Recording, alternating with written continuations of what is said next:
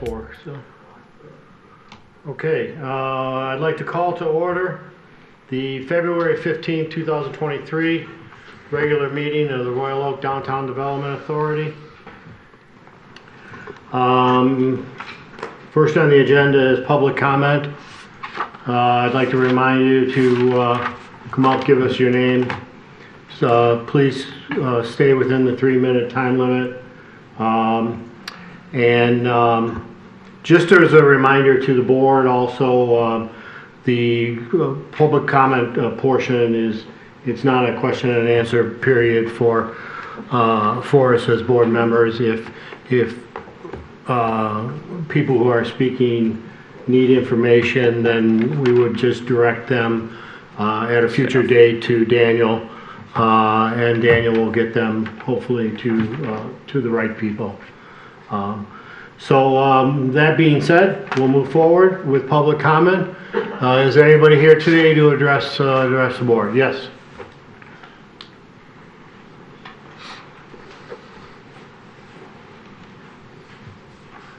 Good afternoon. Janice Brayton. Regarding the recommendations on parking, I am thrilled with what I see. Number one, the reverse angle parking has been a total failure.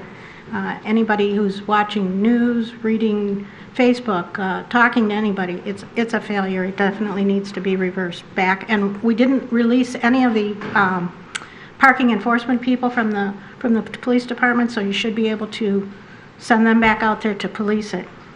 Number 4, parking time limits, yes, increase them from 2 to 3 hours. The grace period, yes, increase it from 5 minutes to 15 or 20. Recommendation number 5, with the elimination of reverse angle parking, just eliminate it. Don't even give them the option to not find them. The last one is the 2 handicap spaces in front of the post office. And by recommending that, you're acknowledging that you can have on-street handicap parking.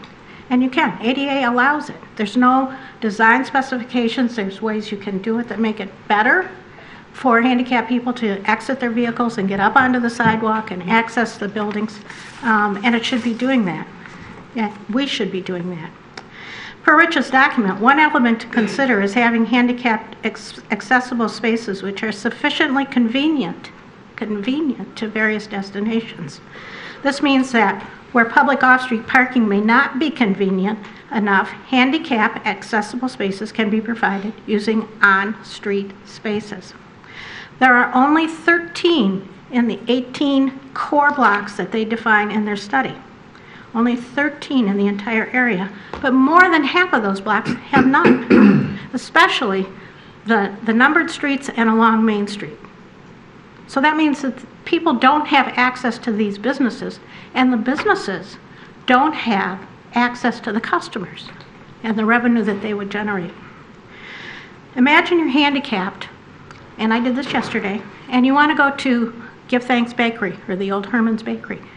The closest handicap spot is in the lot behind, and that's a long distance. That's not convenient. And it's the same for anyone along that block or the block across the street. You'd have to go to the parking structure. It's not convenient. Well, I already said that. Therefore, I request that you add a 5th recommendation. Add on-street handicap parking throughout the core business district, not just on Washington. Thank you. Thank you. Yes. Is the microphone not working on that? Right here. Doesn't sound.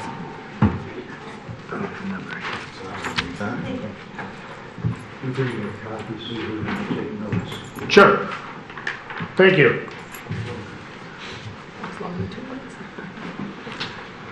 Bill Harrison, 2729 Trafford. Can you bring the microphone closer to you? Thanks. Okay. Can you hear me now? Okay.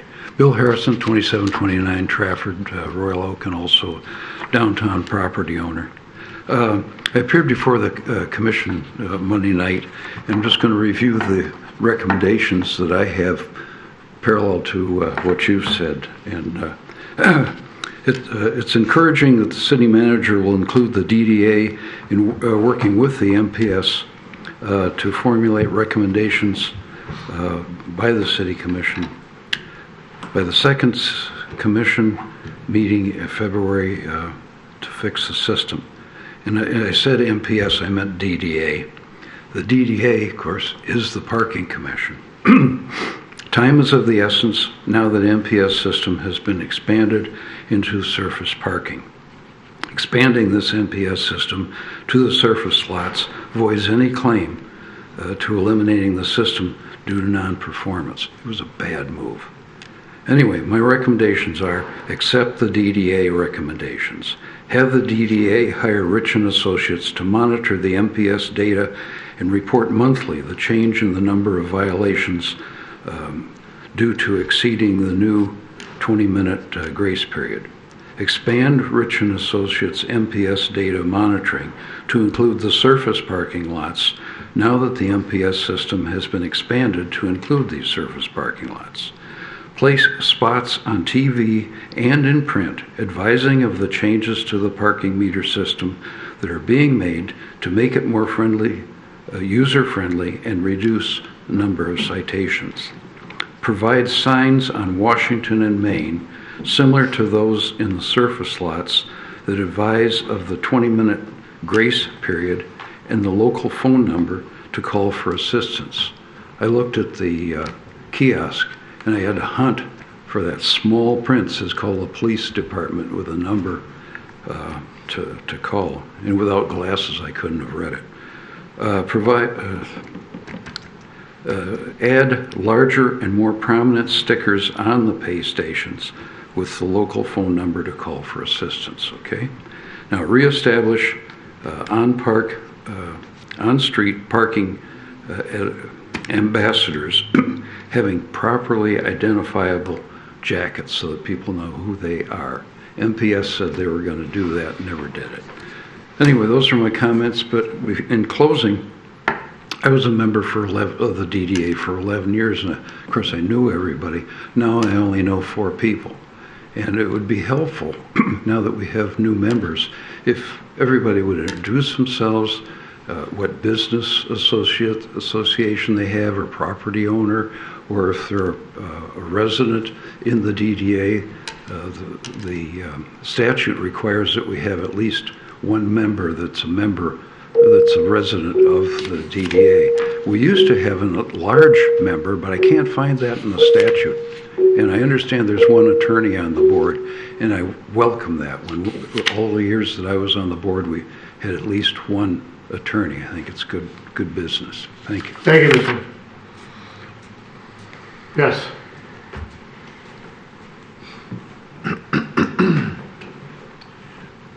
Good afternoon. Greg Rayner, chef and owner at Cafe Muse, 418 South Washington. You guys probably guessed that I'm here about the parking. I'm not a public speaker, so I'll keep it brief. It's a joke. Back in parking, I spent the last 3 days working on the facade of my restaurant. Probably a third of everyone going in the back in parking would be eligible for the $60 ticket. Probably a quarter, if not more, of everyone attempting to use the little kiosks were struggling with it. The system's broken. I'm not sure how we got to this point, but we already had a horrible reputation as far as parking, and this just drove it home even further. For the fact that the City Commission is now putting the onus on the business owners to educate the customers to actually pay for their parking. I've gone as far as to actually pay for parking tickets. I can't afford to do that. I'm a restaurant. My margins are 5%. You guys are killing us. The system needs to change. The back in parking needs to go away ASAP. It's a travesty. Thank you. Thank you very much. Yes.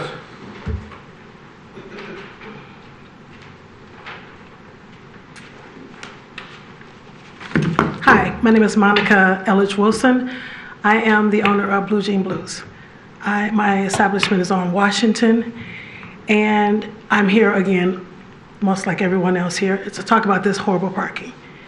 Every day you hear the horns blowing all day. You hear customers outside. I go to the door, I help as many people as I can. I cannot run my business that way. People call me and tell me they won't come to the store because of the parking. I'm getting tickets I don't understand, and the handicapped people are getting tickets. I tell them to go call wherever, back down to Royal Oak, and find out they're not supposed to be getting tickets for handicap, but they are. The excessiveness of the parking is just a horrible situation. I've come up with some other recommendations I see that you have, and all of these to me are valid. The back end has to stop. The 2-hour limit is, for me and other businesses around, if you come down to Royal Oak and this is a walking city. People want to come down here and walk around. You're forced into 2 hours.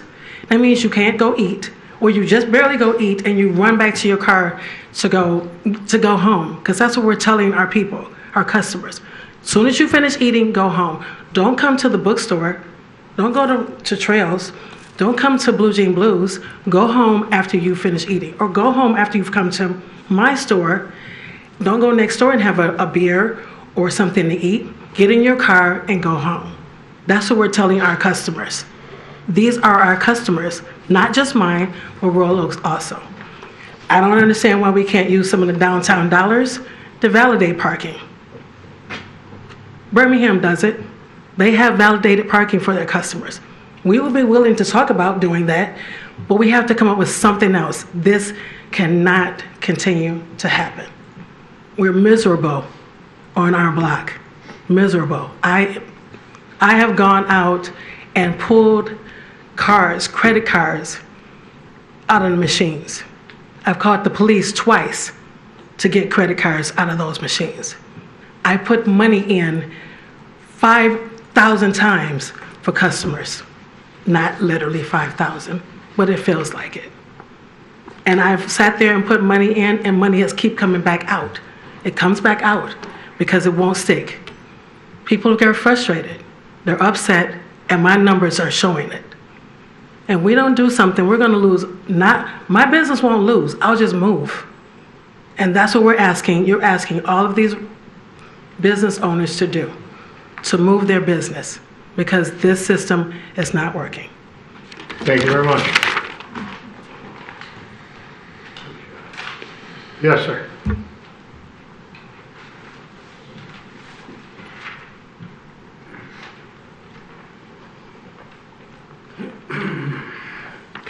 Yeah, good afternoon. My name is Frank Hobrecht, and I'm at 408 South Washington, and these are my people. I'm glad that they're here because they're going to give you a good first-person account of what's going on. Those 32,000 parking tickets that we got, that translates into over 1,000 parking tickets per day. We only have like 24, 25 actual days of enforcement. 11, 12 hours per day. We're giving out comfortably 100 tickets per hour. If I am here for 3 minutes, we're going to give out a couple of tickets. They just automatically go. And I can tell you the horror stories. Just the other day in front of OCC. OCC's got like maybe 20 blocks. There was one car, elderly gentleman. He was trying to register for classes or something. He was in tears. He couldn't make it work. And I saw him there and tried to put the money in, There is something wrong with the machines, that they do eat credit cards and they will not take quarters. They take no dimes. But this gentleman, I helped him. I got him in. And I told him, you got 20 minutes, because he had $1 worth of quarters. I said, but come back. Sure enough, he comes back at 21 minutes and his thing was already flashing red. He didn't even know it was flashing red because he parked right in front of the robot, the ATM that took the money. He didn't even see the little red dots there in the back. So I gave him another quarter. I said, okay, go home. And he already told me that he got a parking ticket in front of the post office. But we're doing something wrong. I am extremely encouraged by this document that's part of today's agenda. This reminds me, as I was walking over here, there's a song by Sarah Bareilles, say, "Be brave." This is a strong position. Good luck getting it through with MPS. I think we gave away the farm. we're going to be with MPS till the year 2031 if they want it, right? It's a 5-year contract with a 5-year option. Are my people going to be here in 10 years? 8.5 years? Are you going to be here in 8.5 years? Yeah. It's going to be tough, but we need to really do something here. Thank you very much. Quickly, Mr. Hill, if you're going to give out, if we're going to turn the decks into $10 for the weekend, I think we should tell the business community that the decks are going to be $10. There's no point in sending people to the decks if they're going to be, if the 2 decks are going to go to $10 for the weekend. Let the business community know. Thank you.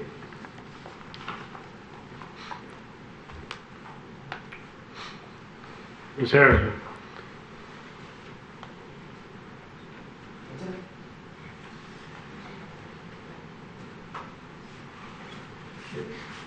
Laura Harrison, retired retailer, and I own the other half of the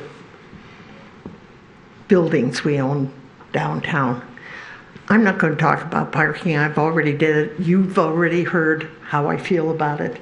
And being the first person to be running the parking system when I first opened in '83, guys, you're just making things worse. Anyhow, I'm not going to say anything about that else. I am truly, truly disgusted about what Mr. Witz is bringing to a family operation, Arts, Beats, and Eats. How dare he take and bring in, you know, I'm not a kid. I raised 2 boys, wild men. They really were. Anyhow, you have got to put a noose around that man and draw him back in. Marijuana at a family event? Give me a break.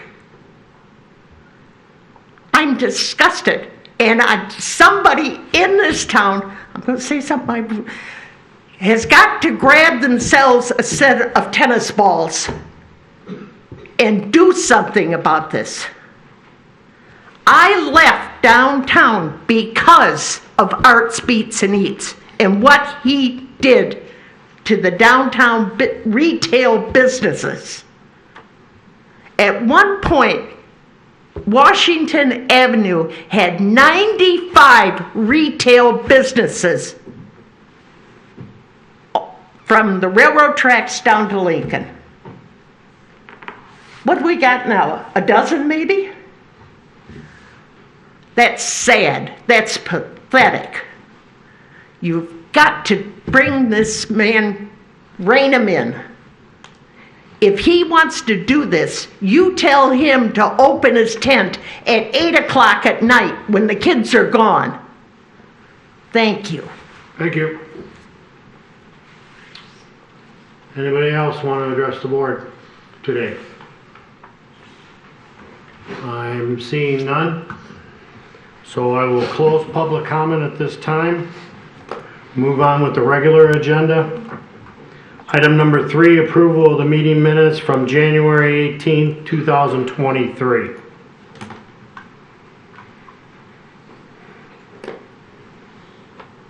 I move to approve. Second. Motion by Mr. Dunstan. Second by Mr. Leclerc. Any comments, changes to those minutes? None? I'll call for the vote. All those in favor? Aye. Opposed? And the motion passes. Item number 4, expense items.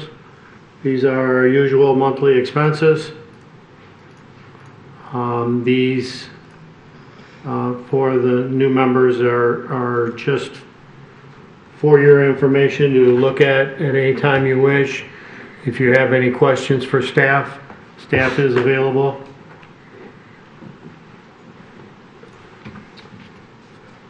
Okay, seeing none, we will move on then. Item number 5, parking assessment committee recommendations.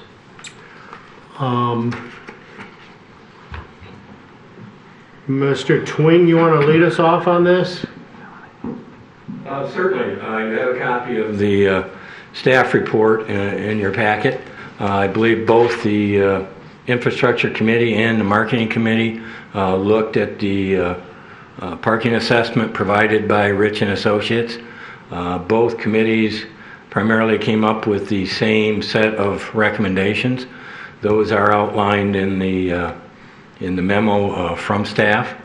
The first one is in regards to their recommendation number 2, which was the reverse angle parking. And both committees indicated that it should be eliminated and converted back to the standard pull-in parking configuration. The next one was in relation to recommendation number 4, again from the assessment, in regards to parking time limits. The current 2-hour time limit should be increased to a maximum of 3 hours for all on-street parking. The next one was in regards to recommendation 4B. Again, it was under parking time limits, but it was in relation to the grace period that's in the MPS system at the beginning of the operation, which is 5 minutes, and the committees are recommending that grace period be increased to 20 minutes.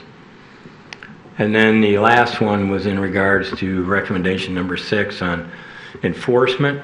The committees felt this wasn't relevant if the reverse angle parking is eliminated. However, if it wasn't, the committees felt imposing an additional fine for incorrect parking on that reverse angle should not occur. Those are the recommendations, as I said, that came from both committees. Committee members may have other comments, but that's the summary of the report. Director? Yeah, I can kind of go through what happened at our committee, our infrastructure committee meeting. And I'll just go through these real quick. Reverse angle parking, everything the speakers eloquently and accurately described is why recommendation number 2 is up here. So I'm not going to even get into that. You guys described it perfectly. Everyone can see that. The parking time limits, if you look at the study, most of the people were getting their tickets were staying like 2.5 to 3 hours. And the opinion was if they're there for 2.5 or 3 hours, they're spending money in our stores and our restaurants. Why are we then punishing them with a $20 ticket? Let's let them spend the money in the stores and let them park for 3 hours. Any argument otherwise, to me, is no good. No good. 3 hours. Grace period, moving that to 20 minutes, I think was a very good idea. And recommendation number 6, I couldn't even believe that was in the study, to penalize people who already have a hard time backing in and it's very complicated and give them additional fine. That's absolutely absurd. So that's why you have recommendation number 6. In addition, it's not here, but it's something I want to talk about the infrastructure committee in the future is the ADA, the issues. Before I came here today, I went through the Center Street garage has, I believe, 9 ADA spots, all were taken. The single spot over by Little Brothers was taken. The 2 in the lot at 5th and Center were taken. I didn't go on to Washington. I went over to, Sal doesn't like me to call it the Henry Ford garage, but the 11-mile garage, all the ADA parking on the first floor was taken. So I do think there's overflow happening onto the street. So we do need to add more street ADA parking. And we need to figure this out, and we need to figure it out quick. I think if we keep the angle parking on Washington, maybe we can add a few. It's easy to add ADA in the garages. You're going to eliminate some spots. But I know that we meet the requirements, but I don't think the requirements are right for the city. We just passed a millage supporting seniors, and I think by not doing this, this is not increasing our ADA capacity, is not following through with what people want. So that's it. I'm done. Thank you. Anybody else need any questions regarding these recommendations from staff? Any other comments? Mr. Van Ness. I'll just add, I agree with Director Dunstan that we need additional, at least to consider additional ADA parking. And so when we move to approve this resolution to make the recommendations to the City Commission, I think we should add an additional recommendation that ADA parking be at least considered and looked at as part of the final solution. Obviously, these are just recommendations we're making to the Commission.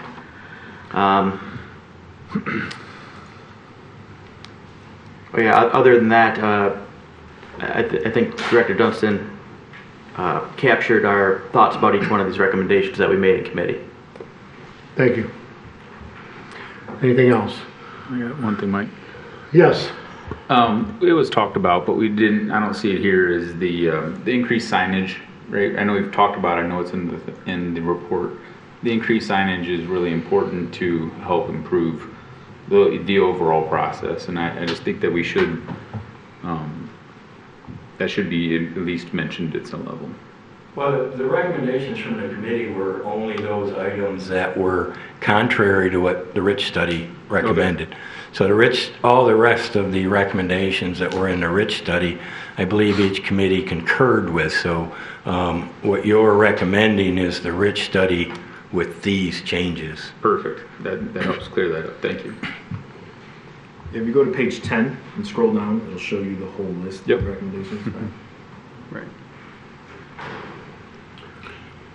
Well, I'd like to move this recommendation forward, and in addition, I'd like to ask that the commission or whoever takes a close look at ADA capacity, both in the garages and in the streets. That's my motion. Does that make sense? Yes. Okay, motion by Director Dunstan, second by Director London. Okay. Any comments? Director Yezek. Yes. If there was a way to make this more than a recommendation, it's almost should be a mandate. It is so painful to listen to these stories for weeks and weeks and months. I have a business downtown. I know how hard it is and how expensive it is to try to bring customers to your store. And when you have a force, repelling them away, it's just, there couldn't be a more adverse situation to business in downtown. The Rich study emphasizes that parking should be simple, it should be inviting, it should be easy. And when you don't achieve those goals, it creates a situation where people are discouraged from coming to the downtown. When you're issuing tens of thousands of tickets a month, those are people that are being alienated, that are not coming back. I agree with the first person in public comment. Don't even talk about the reverse angle. Just, we have to put it back. All these things were well-intentioned at the beginning. Nobody set out to destroy parking in Royal Oak, but it didn't turn out that way. And so now we have to be strong enough collectively to return to a sensible system, a system that encourages people to come to downtown. It's very hard to do business today with everything perfect. So we have to eliminate this as a roadblock to business. The reverse angle just doesn't work. The reasons cited, the safety reasons cited in the Rich study is not accurate. There was, I think, the average was 1 to 2 accidents a year pre-MPS system, and last year they had 5 accidents related to the reverse angle parking. Safety is not a consideration. The parking time limits are 2 hours. Urban planners, they may say that makes sense, but the nature of our downtown is, as was pointed out earlier, we're a walkable downtown. People want to stop at different stores. So in our particular instance, the 3-hour time limit makes much more sense. Any concerns with regard to turnover and employees, hoarding the parking spots should be addressed in some other ways. We have to cater to customers. We have to facilitate people coming to the downtown. The grace period, 15, 20 minutes, it's going to make a difference. It's going to improve it a little bit, but I'm a little bit pessimistic that it's going to make a big enough difference, because the majority of these grace period violations are for people that don't understand the system, that are frustrated and just don't put money in at all because they can't understand it. So we still have to, I guess if there was a summary recommendation, it would be to continue to fight to simplify the system, or to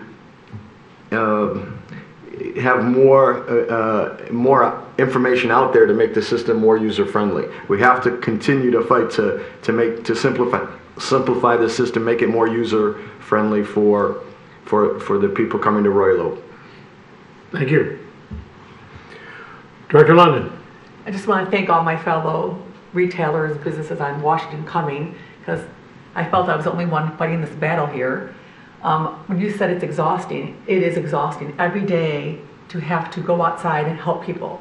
I wish I could call and interrupt every single council member or commission member several times a day, not only interrupt their business, their job, but make them go outside. Whether the weather, whatever, no matter the weather, we have to go outside and help people every single day. It's exhausting. And hearing about it is exhausting every single day. And I wish I could make their lives as miserable as our lives. We have to project confidence, and don't worry, we'll help you solve your problem. But we know if they're 1 minute late, they're gonna get a ticket. It's such an emotionally and physically exhausting experience to have a business in Washington. And it's unsustainable. Thank you. Anything else? Okay, I have a motion on the table. Just one thing. Possibly adding some verbiage into 7 here, because I think one of the biggest complaints, as we're all covering here, is also the interface itself. Is that people, when they go in, they look, they get confused with this actual interface. And forcing MPS to go through and look, right, they're eating credit cards. I'm not mistaken, I never heard of that, but if that is a real thing, then this is something that we need to talk to MPS about, to actually deal with their interface directly. And that they need to come out and look at this in regards to what is their maintenance schedule, what do we currently have on contract for them to come out and look at maintenance. But if we're having these machines failing, eating credit cards, 6 months into their use, that's truly unacceptable. So I think we should also potentially throw some verbiage in there stating, hey, we recommend that they come out and actually look at the interface itself, not just all these other issues, because that's, the system's broken from the ground up. That's all I say. Okay, so I'm trying to help out Director LeClave here with some verbiage here to maybe ask or suggest that the commission contact MPS and have them review. I mean, I think they're doing that now, but I don't know, to be honest. That's why I'm just wondering. They are, from what I understand, that is happening. That is happening. I do like the recommendation of adding a DDA member, maybe from the infrastructure committee, to be a part of that task team to help with that, so that at least we have a voice in that meeting. I think that would be productive. Some boots on the ground, be involved. I think that would be productive. Absolutely. okay, well, currently right now I have a motion on the table for the recommendations that are before us, with the addition of the direction of handicap parking. Correct. So are we, I guess we need to deal with that motion currently, unless somebody wants to make a motion to alter the existing motion? You can go about it that way, but we could deal with a separate motion to amend the original motion. So if you wish to make that so. So I'll amend the original motion. Okay. To go for the recommendation provided, in addition to looking at the ADA parking spaces. Okay. And in addition to that, adding one DDA team member from the infrastructure committee to the interface meetings, the MPS interface meetings. Is that doable, Mr. Bragg? Mm-hmm. Okay. Do I need to agree to that? Because I do. Yes. Okay, all right. And who made the I second? did. Director Yes, London, that's fine. are you okay with Yeah. the amendment? You are, okay. I will second the motion to amend the motion. It's our attorney. Okay, so anything else? If not, I am going to call for the vote at this time. All those in favor? Aye. Opposed? And that motion passes.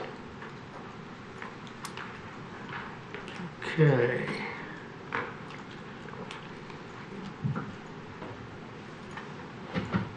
Just for clarity, Mr. Brake or Mr. Twain, so these recommendations will be sent on to the city commission to be dealt with You're at their talking to next... the person that's writing the memo for yes. I was taking copious notes. Okay. So, and I'll confer with Mr. Twain, make sure that it accurately reflects Okay, the intentions of the board. thank you very much.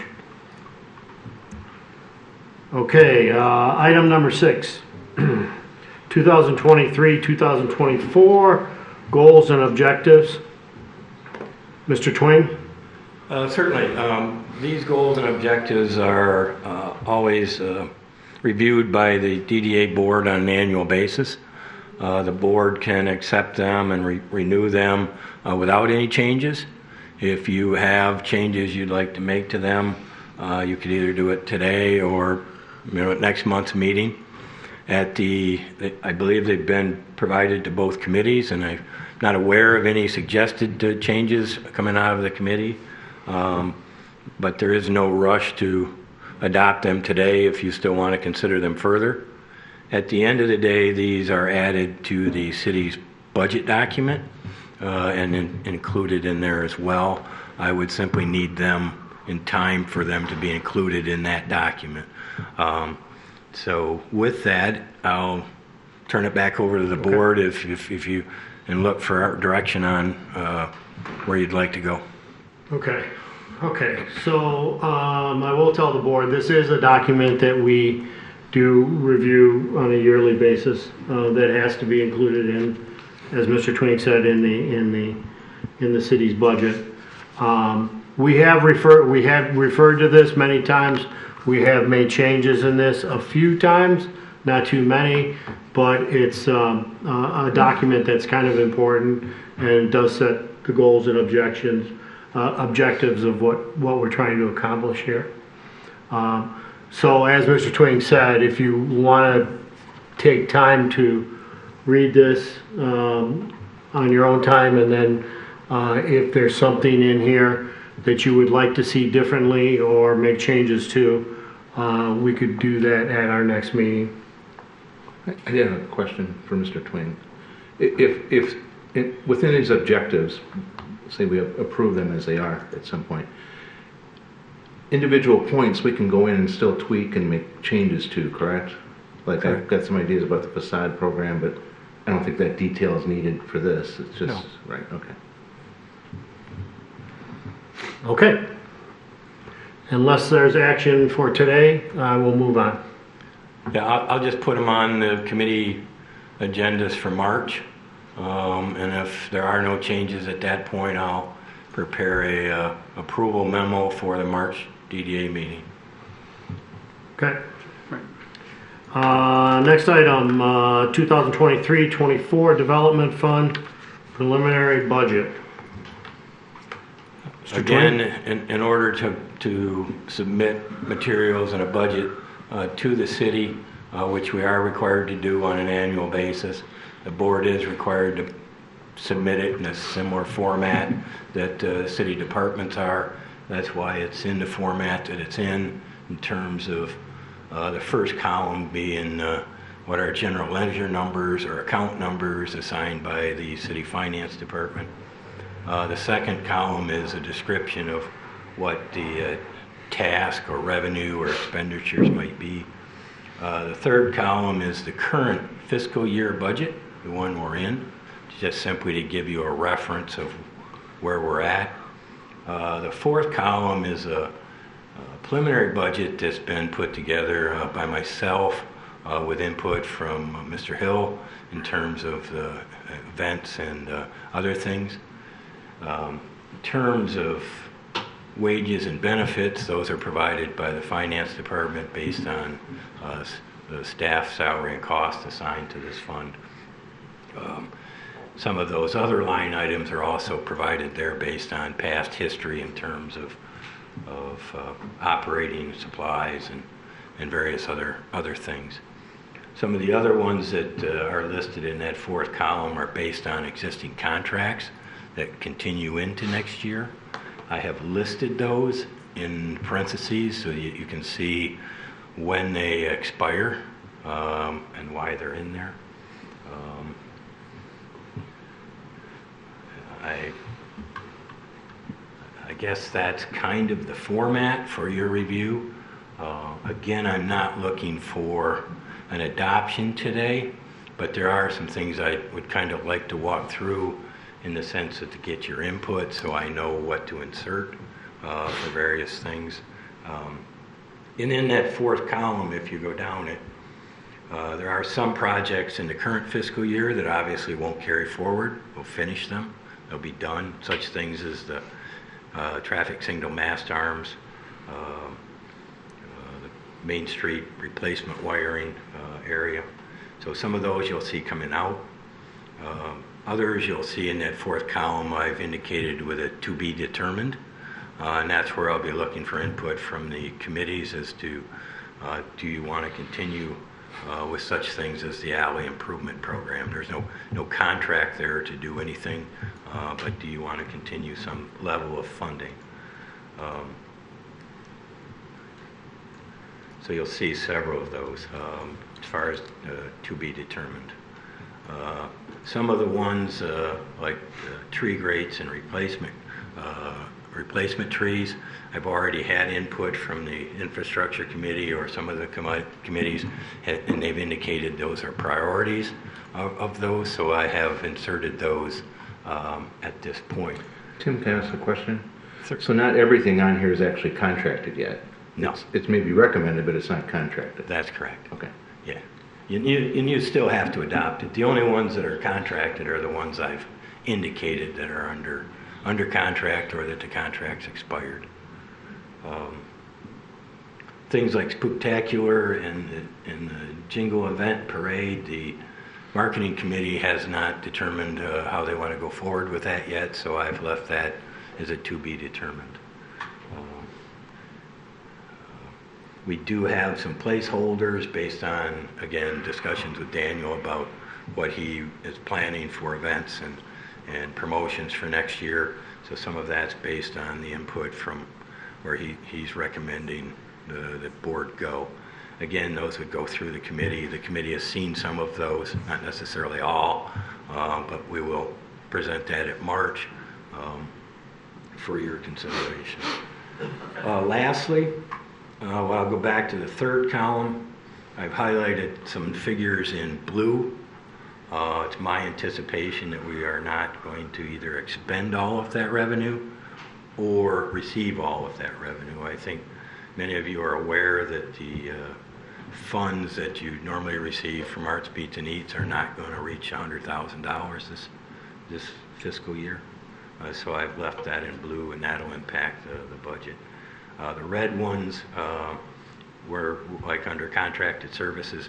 We have no contracted services. I don't anticipate that we'll spend that money before the end of the fiscal year. So that'll roll over into your fund balance and carry forward. The big one there is the placemaking improvements on the Fifth Street Plaza.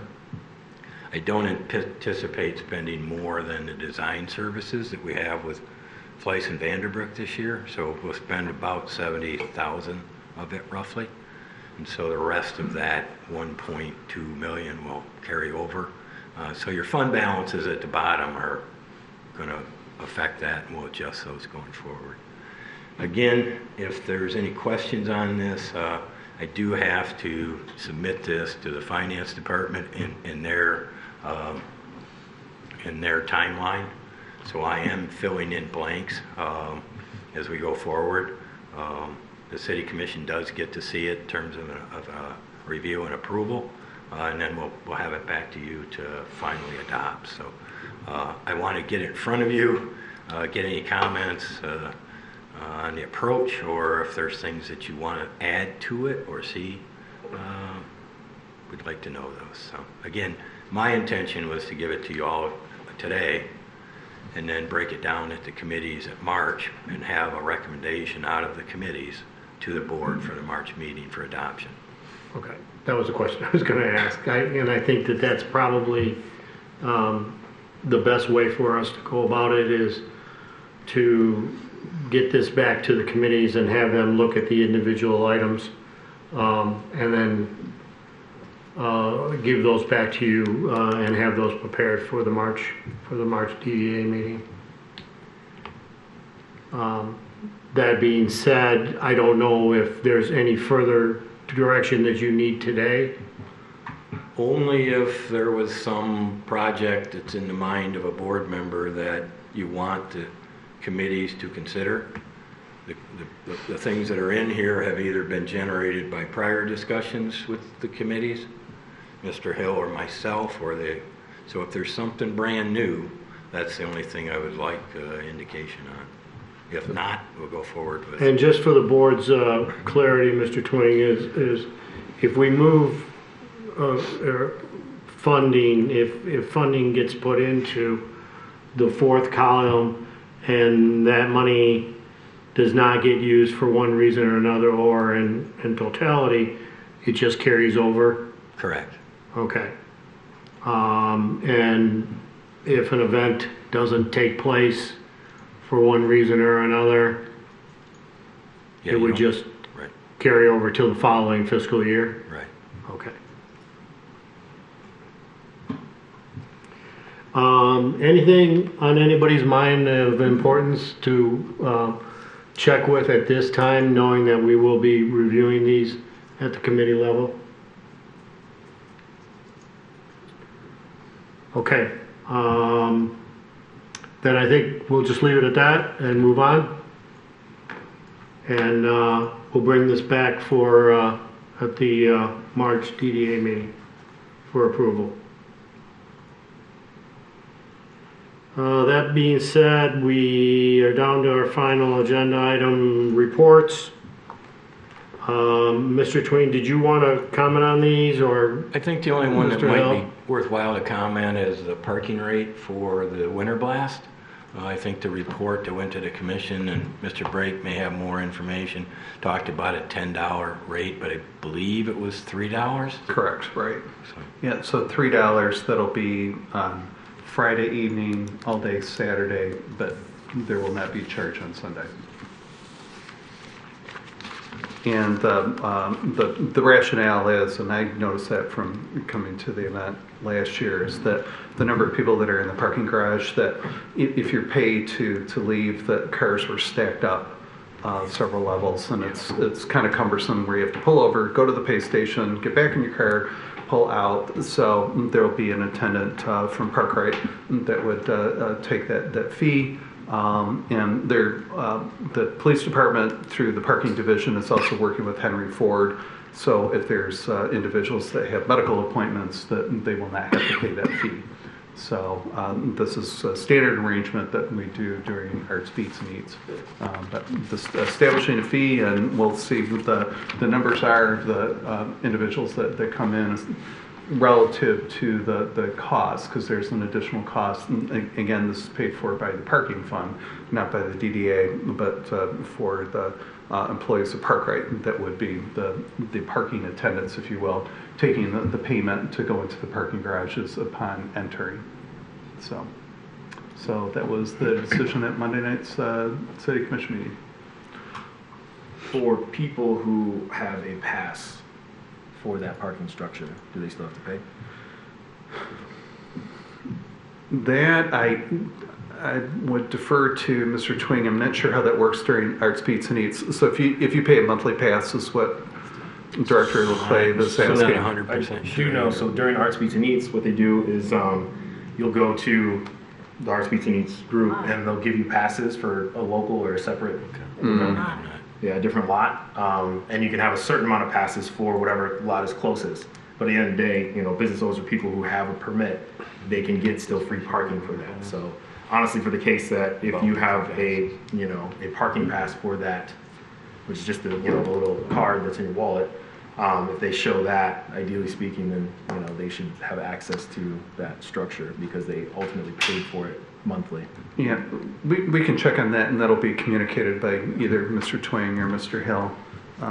So it's a much smaller version, you know, not as many people attend. Yeah, so it shouldn't be that big. And it only pertains to 2 garages, so it's not all of the parking garages, the 11 Mile in Center Street, but the other ones in Lafayette and others, it's just business as usual, right? So.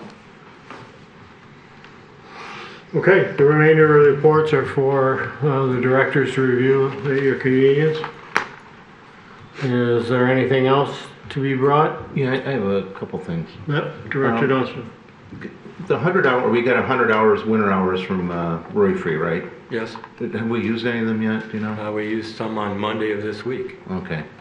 'Cause it's still looking pretty ratty out there. Third Street this morning by Starbucks, it was just, and I know it's windy and a lot of stuff's coming up, but there's a lot of people coming in this week, and I think it would be a good idea maybe to have them come through again. And then, if they can, before Friday. And then, this is an infrastructure thing. So the mast arms. So a couple things, like 4th and Main, the arms are up, the signals are up, but nothing's moving yet. Right now, there's no pedestrian signals at all. So there's nothing to indicate walk, don't walk, or anything like that. You're kind of like on your own. So I'm just wondering when that thing is going to go live so that happens. And then on the on the Starbucks corner, there is one of the old concrete blocks with the 4 pieces sticking up, and it's just sitting out in the open. And when it snowed a couple weeks ago, you could not see it. The snow covered it. As a matter of fact, the machine that scoops up the snow covered it up. My business partner and I were walking across the street, and we uncovered it then. They spray painted the bolts in pink, but I would think maybe a Sawzall would be the right thing to do, and then maybe a cone until they can get rid of it's like a concrete pad about 2 inches, 3 inches tall. The same thing exists on the opposite diagonal corner as well. Okay. And the same thing will exist when they finally put the 4th and Main signals together. But yeah, right now at 4th and Main, there's no pedestrian signal at all. So like I watched it happen, you know, people, okay, it's still red, but you know, not red enough. So. I can check tomorrow and see when it's planned to be in. Yeah. Okay. Okay. Anything else? Seeing none, I'll entertain a motion.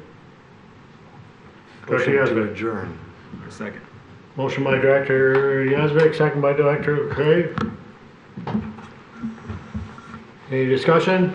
Seeing none, I'll call for the vote. All those in favor? Aye. Opposed? Motion passes, and we are adjourned.